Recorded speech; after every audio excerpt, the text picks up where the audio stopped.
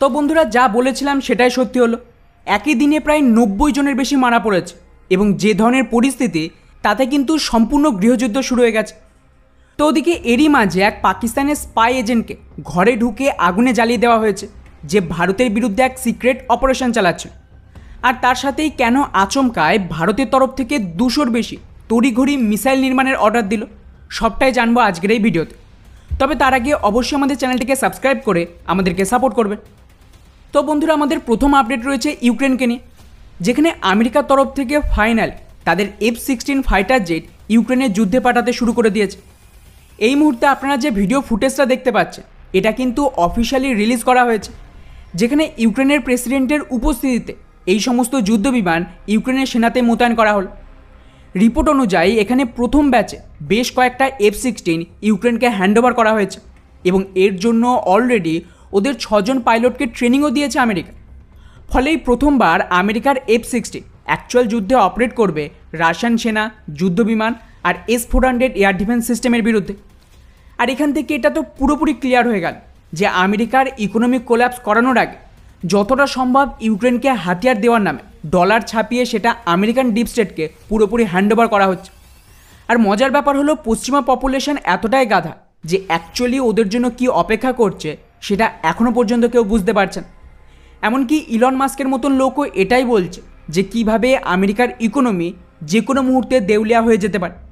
ফলে বড় জাহাজ ডোবার আগে যেভাবে জাহাজ থেকে ইঁদুর পালায়, ঠিক সেমভাবে ডিপ স্টেট যুদ্ধবাদী আরও কয়েক ট্রিলিয়ন ডলার নিয়ে সরে পড়বে এবং এই পুরো লোনের বোঝা চাপবে আমেরিকার জনগণের ওপর, যেটা অ্যাকচুয়ালি ডলারাইজেশন হওয়ার পর এরা গিয়ে টের পাবে, আর তখন কিন্তু কিচ্ছু করার থাকবে না। ফলে ওভারঅল এটা ভারত আর গোটা বিশ্বের জন্য একটা ভালো বিষয় যে 400 বছরের পশ্চিমা কলোনাইজেশনের ফাইনালি এন্ড হচ্ছে। যাই হোক, এবারে আসি আমাদের নেক্সট আপডেট বাংলাদেশকে নিয়ে, যেখানে পুনরায় গৃহযুদ্ধের পরিস্থিতি তৈরি হয়ে গেছে। আল জাজিরার রিপোর্ট অনুযায়ী নতুন দাঙ্গায় প্রায় 91 জন বাংলাদেশি মারা পড়েছে, যার মধ্যে প্রায় 13 জন পুলিশ ছিল। ইন্টারেস্টিং ব্যাপার হলো, এরা এখন কোটা নিয়ে আন্দোলন করছে না। এদের দাবি হলো শেখ হাসিনা ক্ষমতা ছাড়ুক, যাতে সম্পূর্ণ জামাত ইসলামিক শাসন প্রতিষ্ঠা হয় এবং যতক্ষণ না শেখ হাসিনা ক্ষমতা ছাড়বে এই সমস্ত দাঙ্গা চলবে। আপনারা যারা আমার পুরনো ভিউয়ার, তারা তো অলরেডি জানবেন যে এর প্রিডিকশান আমি বাংলাদেশের ইলেকশনের আগেই করে দিয়েছিলাম। অনেকেই সেই সময় এটা বিশ্বাস করেন যে আমেরিকার ডিপ স্টেট আমেরিকার ইকোনমিক পতনের সাথে সাথে ভারতে ঢুকবে, যেভাবে ওরা দ্বিতীয় বিশ্বযুদ্ধের পর ব্রিটেন ছেড়ে আমেরিকায় আসে। এবং তখন থেকেই খেয়াল করেন গোটা আমেরিকাকে ওরাই কন্ট্রোল করছে, সেম ওরা ভারতেও চাইছে। আর এটাকে নিয়েই মূল সমস্যা। ভারতে মণিপুরের দাঙ্গা থেকে শুরু করে কাশ্মীরের আতঙ্কবাদ হোক বা খালিস্তানি, এই সবের পর এখন ওরা বাংলাদেশকে ব্যবহার করতে চাইছে ভারতের বিরুদ্ধে, যেখানে বাংলাদেশের ভেতর এমন একটা ইসলামিক সরকার তৈরি করবে যেটা সম্পূর্ণ জেহাদি হবে এবং ভারতের সাথে ক্রাইসিস তৈরি করবে। ফলে বন্ধুরা, এটাই কিন্তু মূল উদ্দেশ্য শেখ হাসিনাকে ক্ষমতাচ্যুত করা।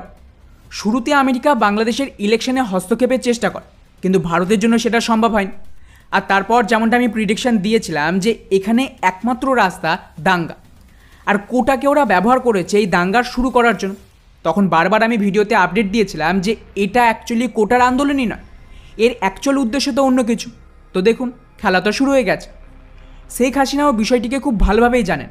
ওনার তরফ থেকে তো অফিসিয়ালি এটা বলে দিয়েছে, যদি এই স্টুডেন্টরা আলোচনা করতে চায় তাহলে দরজা খোলা আছে। কিন্তু এখন যারা এইভাবে দাঙ্গা করছে, এরা ডেফিনেটলি কোটার আন্দোলন নয়, এরা প্রত্যেকেই ক্রিমিনাল। তাই এদেরকে শক্ত হাতে ঠিক করা জরুরি। এই কারণেই কিন্তু বাংলাদেশের সরকার ফেসবুক, ইনস্টাগ্রাম, হোয়াটসঅ্যাপ এদের ওপর ব্যান লাগিয়েছে। ওদের ইসলামিক জামাত সংগঠন, যারা এই দাঙ্গার মূল কারিগর বা বলতে পারেন যে এরাই কিন্তু একটা আতঙ্কবাদী সংগঠন, তাদেরকেও ব্যান করে দিয়েছে বাংলাদেশ। এছাড়াও দেশের ইন্টারনেট পরিষেবা বন্ধ করে শ্যুট অ্যাট সাইটের অর্ডার দিয়েছে এবং গোটা দেশে কারফিউ লাগান। এখনও পর্যন্ত যা খবর সামনে এসেছে তাতে কিন্তু 11,000-এর বেশি এই জাতীয় দাঙ্গাকারী আতঙ্কবাদীদের গ্রেপ্তার করা হয়েছে এবং পরিস্থিতি ধীরে ধীরে আরও বেশি মারাত্মক হবে। ফলে ধরে নিন যে এই ধরনের দাঙ্গা এবার কন্টিনিউ চলতে থাকবে বহুদিন ধরে, যতক্ষণ না আমেরিকার ফান্ডিং বন্ধ হচ্ছে। আর এতে একটা বড় ভূমিকা রয়েছে সোশ্যাল মিডিয়া, যেগুলোর অ্যালগোরিদমই চেঞ্জ করে দিয়েছে বাংলাদেশের বিরুদ্ধে। এই কারণেই সবার আগে বাংলাদেশের সরকার এইসবের ওপরেই ব্যান ঠুকেছে। যাই হোক, এবারে আসে আমাদের নেক্সট আপডেট ভারতকে নিয়ে। তো বন্ধুরা, যেরকমটা বাংলাদেশে হচ্ছে সেম পরিস্থিতি ভারতেও তৈরি করা হতে পারে। ভারতের ক্ষেত্রে বিষয়টি একটু মুশকিল, কিন্তু কিছু কিছু ক্ষেত্রে সহজ। তবে এখানে কিন্তু মেইনলি দুটো রাস্তা রয়েছে।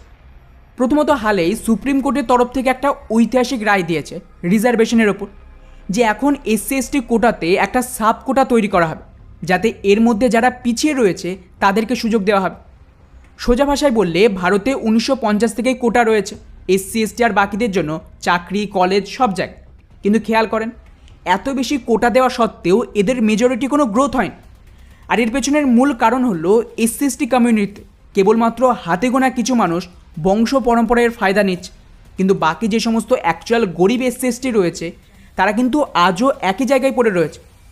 ফলে এখন কী হবে, এই এসসি এসটি কোটাতে ছোটো ছোটো সাব কোটা তৈরি হবে, যেখানে ওই সমস্ত লোকজনকেই কোটার সুযোগ দেওয়া হবে যাদের ফ্যামিলি থেকে এখনও পর্যন্ত কোনো ধরনের সুযোগ সুবিধা পায়নি বা ইকোনমিক্যালি এরা অ্যাকচুয়ালি পিছিয়ে রয়েছে। ব্যাস, এমনটা হলে কিন্তু এই জাতিবাদকে নিয়ে রাজনীতি অনেকটাই বিপদে পড়বে, কারণ এর ফলে ধীরে ধীরে পিছিয়ে পড়া জাতিদের অ্যাকচুয়াল গ্রোথ শুরু হবে। সেক্ষেত্রে আপনাদের মনে হয় যে এদেরকে কোটার নামে পলিটিক্স করানো সম্ভব? তো ব্যাপক সম্ভাবনা রয়েছে যে এর মাধ্যমে দেশে দাঙ্গা শুরু হতে পারে। এক্ষেত্রে অলরেডি ভারত সরকার প্রিপারেশান নিচ্ছে এবং বিরোধ শুরু হয়ে গেছে কিছু কিছু জায়গায়।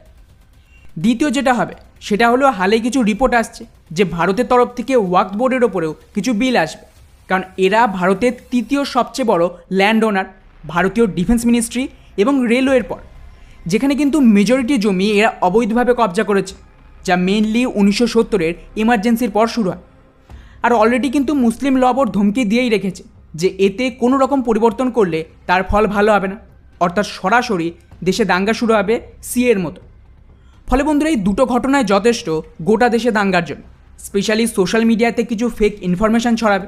এমনকি খেয়াল করেন, আপনাদের আমি আপডেটও দিয়েছিলাম যে আমেরিকার অ্যাম্বাসি কিছু সপ্তাহ আগে ভারতের কিছু খুবই হাইলি লেফট ইউটিউবারদের সাথে কোল্যাব করেছে।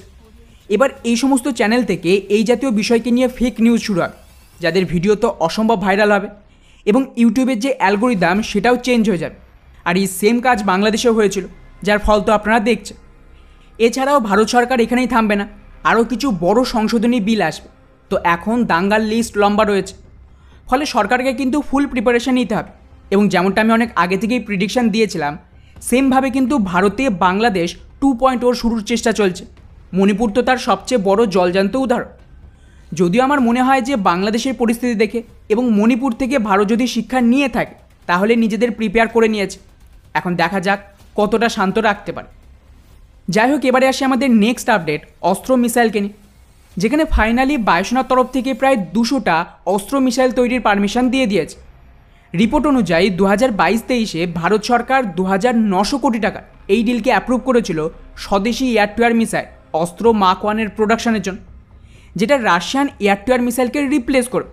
আর এখন ফাইনালি খবর এসেছে যে বিডিএলকে বায়ুসেনার তরফ থেকেও ক্লিয়ারেন্স দিয়ে দিয়েছে এই মিসাইলের প্রোডাকশন শুরুর জন্য।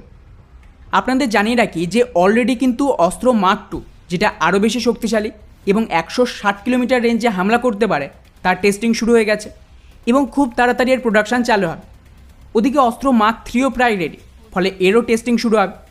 সেক্ষেত্রে ভারতের কিন্তু সমস্ত স্বদেশি এবং রাশিয়ান আর ফ্রেঞ্চ অরিজিনের বিমানে ধীরে ধীরে বিদেশি এয়ার টু এয়ার মিসাইলকে রিপ্লেস করা হবে এই সমস্ত স্বদেশি মিসাইলের দ্বারা। আর এটা তার উপর একটা বিরাট বড় পদক্ষেপ ছিল। যাই হোক, এবারে আসি আমাদের শেষ এবং সবচেয়ে গুরুত্বপূর্ণ আপডেট পাকিস্তানকে নিয়ে, যেখানে এক পাকিস্তানের আইএসআই এজেন্টকে কোনো অজানা ব্যক্তি কানাডাতে আগুনে পুড়িয়ে দিয়েছে। রিপোর্ট অনুযায়ী পাকিস্তানের এই এজেন্ট এখন কানাডার নাগরিক, যে ওখানে কারেন্সি এক্সচেঞ্জের বিজনেস করে অফিশিয়ালি এবং আনঅফিশিয়ালি টেরোরিজম এবং ড্রাগ মাফিয়া চালায়। ইন্টারেস্টিং ব্যাপার হলো, খালিস্তানি আতঙ্কবাদী নির্যার, যাকে কানাডাতে এক অজানা বন্দুকধারীরা এসে মেরে দিয়েছিল, তার সাথে কিন্তু পাকিস্তানের এই আইএসআইয়ের যোগ ছিল।